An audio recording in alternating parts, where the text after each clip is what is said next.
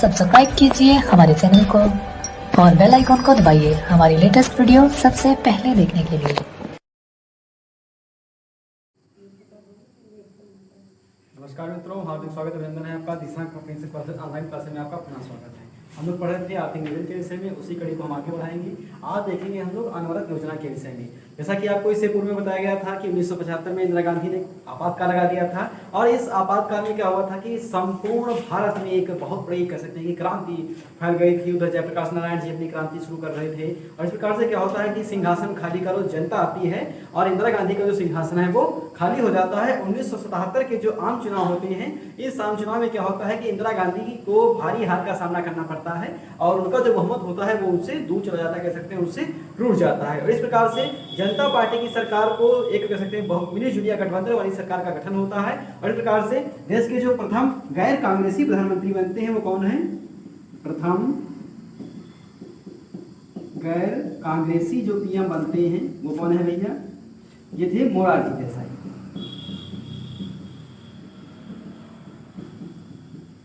ये देश के पहले गैर कांग्रेसी प्रधानमंत्री थे। कई बार प्रश्न ये भी पूछा गया है कि पहले गैर कांग्रेसी प्रधानमंत्री कौन है, तो ये मोरारजी देसाई हैं। एक बार प्रश्न ये पूछा गया था कि बताइए किस राज्य में प्रथम गैर कांग्रेसी पार्टी की स्थापना हुई थी, तो आपको ध्यान रखना है कि जो केरल राज्य है, केरल में प्रथम गैर कांग्रेसी पार्टी की स्थापना हुई थी। गैर कांग्रेसी पार्टी ने सरकार बनाई थी।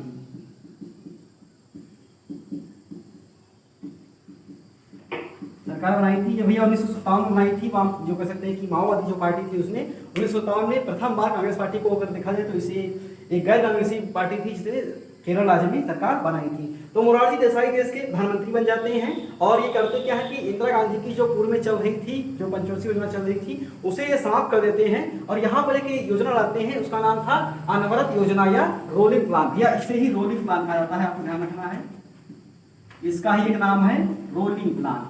बहुत महत्वपूर्ण बिंदु है ये रोलिंग प्लान, अनवरत योजना। और आपको ध्यान रखना है कि इसकी जो टाइमिंग थी वो 1978 से लेकर के 1983 थी। तो इससे पूर्व में होता क्या है कि इनकी जो पार्टी की सरकार थी वो गिर जाती है। यही कारण है कि यह योजना 1980 तक ही चलती है। तो जब मोरारजी देसाई जी देश के प्रधानमंत्री बनते हैं तो वो ये अनवरत योजना लाते हैं। और आपको ध्यान रखना है कि जो अनवरत योजना है इसका प्रतिपादन किया था गुरुनानक मंडल ने। आपको ध्यान रखना है, गुरुनानक मंडल ने आर्थिक विकास के सिद्धांत में अपना एक मॉडल दिया है और उसी मॉडल से अनवरत योजना की बात प्रस्तुत की गई थी। इसमें उन्होंने यह बताने का प्रयास किया था कि विकास को हम टुकड़ों में बांट देंगे, अर्थात एक एक वर्ष के माध्यम से हम विकास करेंगे तो हमें अच्छा विकास प्राप्त होगा। और आपको यह भी ध्यान रखना है कि जब ये मॉडल लागू किया गया था तो जो योजना आयोग के अध्यक्ष थे वो कौन थे?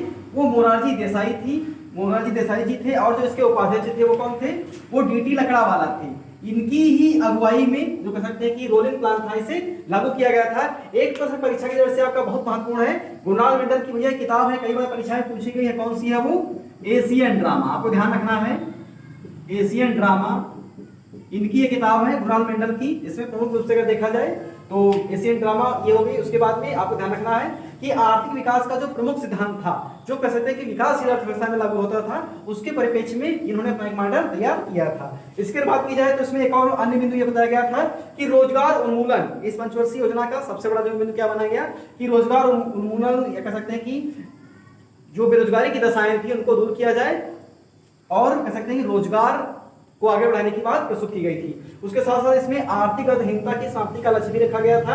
आर्थिक अधीनता का तात्पर्य होता है कि जो अमीर है वो और अमीर होते जा रहे हैं और जो गरीब है वो और गरीब होते जा रहे हैं। परंतु कारण क्या है कि इनके बीच की जो खाई है उसे हमें कम कर देना है। दूसरा भैया एक और महत्वपूर्ण बिंदु यहाँ पर आपको ध्यान रखना है कि इस पंचवर्षीय योजना में 1979 के आसपास क्या होता है कि ट्राइसेम योजना का प्रारंभ होता है। ट्राइसेम की अगर बात की जाए तो इसमें सामान्य रूप से कहा जाता है कि training of rural youth for health self employment, अर्थात लोगों को प्रशिक्षित किया जाएगा और उनको उनके ही क्षेत्र में रोजगार दिया जाएगा। जैसे वर्तमान समय भैया जो कौशल विकास मिशन चल रहा है वो इसका ही पूर्वगामी है। इसमें लोगों को पहले ट्रेनिंग दी जाती थी, उसके माध्यम से क्या होता था कि उन्हें रोजगार उपलब्ध कराया जाता था। तो इस प्रकार से अगर देखा जाए तो जो ये पंचवर्षीय योजना बनी थी, इस पंचवर्षीय योजना में जो विकास का लक्ष्य रखा गया था लगभग 5.2% के आसपास विकास का लक्ष्य रखा गया था, परंतु 5.4 के आसपास विकास का लक्ष्य प्राप्त हुआ था। हम ये कह सकते हैं कि यह जो रूलिंग प्लान था इसने सफलतापूर्वक कार्य किया, या फिर कह सकते हैं कि यह सफल योजना रही है। परंतु उधर राजनीतिक उत्तर ये चल रहा था कि जो मोरारजी देसाई जी थे वो 1978 से लेकर के 1979 तक देश के प्रधानमंत्री रहते हैं, परंतु इनके ही एक सहयोगी दल के नेता थे चरण सिंह, चौधरी चरण सिंह जो होते हैं वो उनसे कह सकते हैं कि कुछ इनके मध्य मतभेद की स्थिति आ जाती है और वो अपना समर्थन वापस ले लेते हैं। तो जैसे ही वो अपना समर्थन वापस लेते हैं, होता क्या है कि इनकी पार्टी की जो सरकार होती है वो बहुमत खो देती है और उनको अपने पद से इस्तीफा देना पड़ता है। उसके बाद में आते हैं चौधरी चरण सिंह, वो देश के प्रधानमंत्री बन जाते हैं। तो वो करते क्या है कि इसी योजना को आगे बढ़ाने का प्रयास करते हैं, परंतु उनके पास भी क्या होता है कि बहुमत का जो होता है वो असमंजस रहता है। उनको ये पता रहता है कि अगर हम सदन में जाएंगे, अपना बहुमत सिद्ध करेंगे, तो हम तुरंत क्या होगा, हमारा बहुमत सिद्ध नहीं हो पाएगा और हमें अपने पद से इस्तीफा देना पड़ेगा। तो उनके नाम एक इतिहास ये बन गया है कि कभी भी उन्होंने संसद का सामना नहीं किया। ये कौन है? यह है चौधरी चरण सिंह, ध्यान रखेंगे।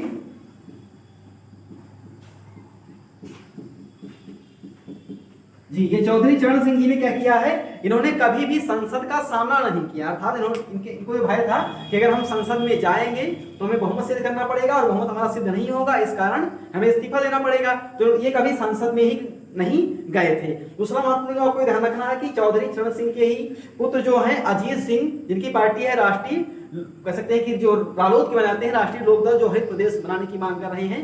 जो हमारा पश्चिमी उत्तर प्रदेश है उसको कह सकते हैं कि ये हरित प्रदेश के माध्यम से अलग करने का प्रयास कर रहे हैं। तो अभी हाल ही में इनके जो पुत्र हैं अजीत सिंह, इनका निधन हो गया है। रालोद के बड़े नेता थे। तो करंट अफेयर की वजह से यह प्रश्न अति महत्वपूर्ण माना जाता है। तो इस प्रकार से क्या हुआ कि 1979 से लेकर के 1980 तक चौधरी चरण सिंह देश के प्रधानमंत्री रहते हैं। और जब ये कह सकते हैं कि अपना बहुमत सिद्ध नहीं कर पाते हैं तो इनकी भी सरकार गिर जाती है। पुनः सामान्य चुनाव संपन्न कराए जाते हैं। इंदिरा गांधी पुनः कह सकते हैं कि लोगों के बीच आती हैं, वो कहती हैं कि आप लोगों ने देखा कि गैर कांग्रेसी जो प्रधानमंत्री हैं वो देश का विकास नहीं कर सकते हैं, क्योंकि वो अपने आप का बहुमत ही वो सिद्ध नहीं कर पाते। इस प्रकार से ओजस्वी भाषण इंदिरा गांधी देती हैं और पुनः 1980 के चुनाव में भारी बहुमत से क्या होता है कि इंदिरा गांधी सत्ता में वापस आ जाती हैं। और जैसे ही वो सत्ता में वापस आती हैं वो छठी पंचवर्षीय योजना शुरू कर देती हैं। तो हम लोग देखेंगे जो हमारी 6 ईयर प्लान है या फिर जो छठी पंचवर्षीय योजना है, इसे भैया देख लेंगे आप लोग वापस से, महत्वपूर्ण लिखे हुए हैं।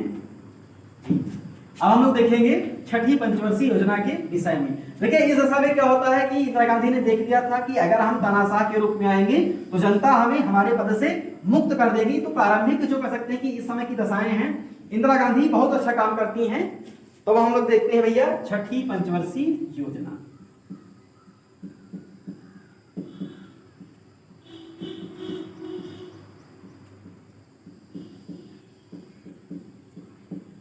छठी पंचवर्षीय योजना 1980 से लेकर 1985 इसकी भैया टाइमिंग मानी जाती है। वही 1 अप्रैल 1980 से प्रारंभ होता है और 1985 में इसका समापन हो जाता है। अगर देखा जाए तो वर्तमान समय की जो पंचवर्षीय योजनाएं चलेंगी वो किसी मॉडल पर नहीं चलती हैं। ये जो चलती हैं भैया योजना आयोग के प्रारूप पर चलती हैं। ध्यान रखना है, योजना आयोग के प्रपत्र के अनुसार बनाई गई थी।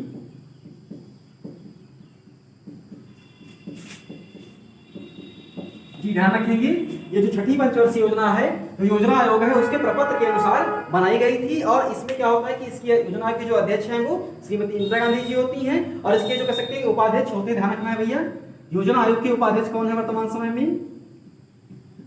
योजना आयोग के उपाध्यक्ष भैया ये होते हैं एनडी तिवारी। ध्यान रखना है, नारायण दत्त तिवारी अभी हाल ही में इनका निधन हुआ था। ये एनडी तिवारी होते हैं। और एक और बिंदु आपको ध्यान रखना है कि एनडी तिवारी जो है भैया ये यूपी और उत्तराखंड दोनों के प्रधानमंत्री थे, माफ कीजिए मुख्यमंत्री रह चुके हैं। उत्तर प्रदेश के लिए मुख्यमंत्री रह चुके हैं और उत्तराखंड के भी मुख्यमंत्री रह चुके हैं। कौन है ये एनडी तिवारी हैं। अब हम देखते हैं इसमें प्रमुख लक्ष्य क्या इसका रखा गया था। तो सबसे बड़ा भैया इसका लक्ष्य क्या था? गरीबी उन्मूलन। बहुत व्यापक गरीबी देश में आ गई थी, गरीबी उन्मूलन। उसके साथ साथ इसमें आर्थिक आत्मनिर्भरता की प्राप्ति, आर्थिक आत्मनिर्भरता की प्राप्ति। आर्थिक आत्मनिर्भरता की प्राप्ति, ये इसका प्रमुख लक्ष्य रखा गया था। और आपको ध्यान रखना है कि गरीबी उन्मूलन के कुछ प्रमुख कार्यक्रम शुरू किए गए थे, जिसमें एक भैया जैसे IRDP ये कार्यक्रम एक शुरू हुआ था, ये कह सकते हैं कि इंटीग्रेटेड रूरल डेवलपमेंट प्रोग्राम था, इस प्रकार से एकीकृत विकास कार्यक्रम था, इंटीग्रेटेड रूरल डेवलपमेंट प्रोग्राम। उसके बाद इसमें भैया एक कार्यक्रम शुरू हुआ था डोपरा, ये जिला से संबंधित था, यानी कि जिला विकास से संबंधित कार्यक्रम शुरू किया गया था। इसी में एक NREP कार्यक्रम शुरू किया गया था, हाँ, नेशनल रूरल एम्प्लॉयमेंट, इस प्रकार से ये कार्यक्रम शुरू किया गया था। ये बहुत महत्वपूर्ण कार्यक्रम है, ये सब रोजगार को आगे बढ़ाने के लिए कार्यक्रम ये शुरू किए गए थे। तो इस प्रकार से इस पंचवर्षीय योजना ने क्या किया कि इस प्रारंभिक जो था इसका बहुत अच्छा हुआ। दूसरा महत्वपूर्ण भैया यहाँ पर घटित होता है कि 1980 के आसपास 15 अप्रैल 1980 इंदिरा गांधी करती क्या है, 6 बड़े बैंकों का राष्ट्रीयकरण कर देती हैं। 6 बैंकों का राष्ट्रीयकरण, जी क्या होता है कि 1980 में 6 बैंकों का राष्ट्रीयकरण कर दिया जाता है, जिनकी पूंजी लगभग 500 करोड़ रुपए थी। हाँ, इससे पहले जो बैंकों का राष्ट्रीयकरण किया गया था, 14 बैंकों का राष्ट्रीयकरण, तो उसमें कितनी पूंजी थी, 250 करोड़ रुपए। उसके बाद जो किया गया उसमें कितनी पूंजी हो गई, इनकी 500 करोड़ रुपए पूंजी थी, अर्थात सरकार ने इस पूंजी को खरीद लिया। जो निजी पूंजीपतियों के अंदर थे उसे सरकार ने खरीद लिया। इस प्रकार से इन बैंकों का राष्ट्रीयकरण कर दिया गया। उसके बाद में यहाँ पर एक और महत्वपूर्ण घटना ये घटित होती है कि भैया 12 जुलाई 1982 को 12 जुलाई 1982 को क्या होता है, शिवरमन समिति की सिफारिश पर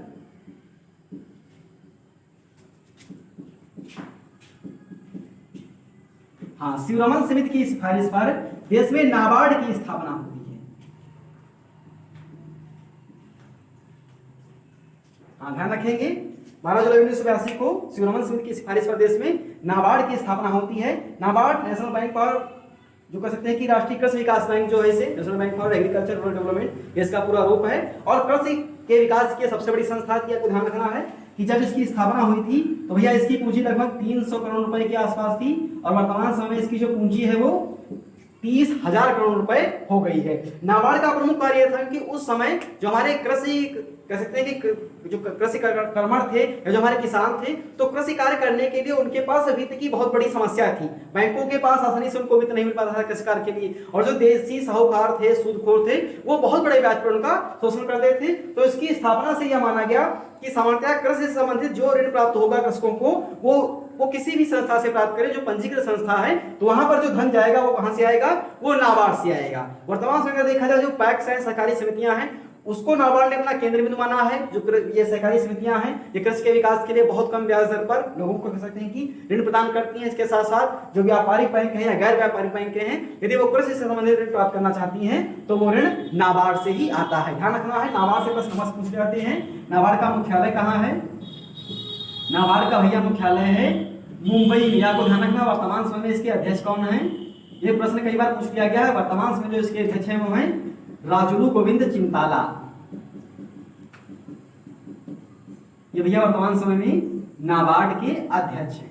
इस प्रकार से क्या हुआ कि 12 जुलाई 1982 में नाबार्ड की स्थापना हुई, जिसने कृषि के विकास में अपनी बहुत महत्वपूर्ण भूमिका निभाई है। कह सकते हैं कि उसने अपना बहुत महत्वपूर्ण योगदान सिद्ध किया। अब हम आगे देखते हैं, ये अवश्य देख लेंगे आप लोग जी। उस पर अगर देखा जाए अन्य जो महत्वपूर्ण घटनाएं घटित होती है कि अंतरिक्ष के क्षेत्र में बहुत महत्वपूर्ण कार्य घटित होता है कि भारतीय वायुसेना के जो स्क्वाड्रन लीडर होते हैं राकेश शर्मा, वो लगभग कह सकते हैं कि 3 अप्रैल 1984 को राकेश शर्मा चंद्रमा पर जाते हैं। हाँ, राकेश शर्मा अंतरिक्ष अभियान का, राकेश शर्मा का ये अंतरिक्ष अभियान संपन्न होता है और वहां से फोन करते हैं इंदिरा गांधी को। इंदिरा गांधी से पूछते हैं कैसा लग रहा है, तो वे कहते हैं सारे जहां से अच्छा हिंदुस्तान हमारा। तो इस प्रकार से अगर देखा जाए जो ये पंचवर्षीय योजना थी, लगभग 5.8% के आसपास इसमें लक्ष्य की प्राप्ति रखी गई थी, और जो लक्ष्य प्राप्ति रखी गई थी उससे अधिक लक्ष्य इसमें प्राप्त होता है। उसी समय भैया होता है क्या है कि 1984 के आसपास सिख दंगे प्रारंभ हो जाते हैं, जिसे खालिस्तानी दंगा भी कहा जाता है। सिख दंगे प्रारंभ हो जाते हैं पंजाब में। तो होता क्या कि इंदिरा गांधी अपना एक दल भेजती है, उस दल का प्रमुख कार्य होता है कि वो बात करे उनसे, सिखों से, और जो ये दंगा प्रारंभ था या कह सकते जो दंगे की स्थिति थी इसे दूर करने का प्रयास करें। तो होता क्या है कि जो दल के सदस्य होते हैं वहां पर जख्मी हो जाते हैं, उन पर हमला हो जाता है। तो इससे होता क्या है कि इंदिरा गांधी बहुत परेशान हो जाती है, बहुत व्याकुल हो जाती हैं और एक बड़ा ऑपरेशन वहां पर चलाती है। इसके माध्यम से बहुत सारे जो सिख होते हैं वहां पर वो मारे जाते हैं। इस प्रकार से जो खालिस्तानी कह सकते हैं कि एक मांग थी, खालिस्तान प्रदेश की जो मांग थी वो समाप्त हो जाती है। और इसी समय होता क्या है कि जो उनके अंगरक्षक होते हैं वो भी सिख ही होते हैं, वो इसका बदला लेते हैं। जब इंदिरा गांधी की स्नान करने के लिए आती है उसी समय होता क्या है कि इंदिरा गांधी को मौत के घाट उतार देते हैं, उनकी हत्या हो जाती है। इस प्रकार से 31 अक्टूबर 1984 एक आयरन लेडी का कह सकते हैं कि समापन हो जाता है, इंदिरा गांधी की हत्या हो जाती है।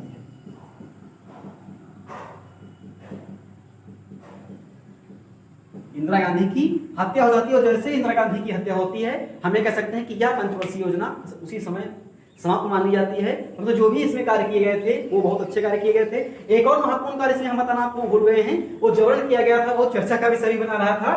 परिवार नियोजन को जबरन लागू करने का प्रयास किया गया था, ध्यान रखेंगे।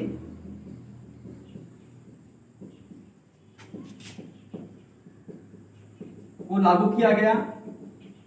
एक और प्रश्न आपको ध्यान रखना है कि भारत दुनिया का पहला देश था जिसने परिवार नियोजन प्रणाली पर कानून बनाया, उसे लागू करने का प्रयास किया। तो आज हम लोगों ने देखा ये हमारी जो छठी पंचवर्षीय योजना थी, इसके बाद अगर हम देखेंगे जो हमारी 7वीं पंचवर्षीय योजना है और 8वीं पंचवर्षीय योजना, ये कुछ महत्वपूर्ण बिंदु आपको अर्थव्यवस्था में बताए गए हैं। भैया आपको ध्यान रखना है कि जो ये बिंदु है इन्हें आप लोग लिखते अवश्य रहें, ये आपकी परीक्षा में जो वनडे एग्जाम होंगे उसमें अति महत्वपूर्ण साबित होने वाले हैं। इसके साथ साथ इसको आपका जो स्टडी ग्रुप है, आपके जो मित्र हैं जो कह सकते हैं कि स्टडी ग्रुप से जुड़े हुए हैं, उनमें इन्हें शेयर करें और इसको लाइक करें, अपने मित्रों तक इसे पहुंचाते रहें। धन्यवाद।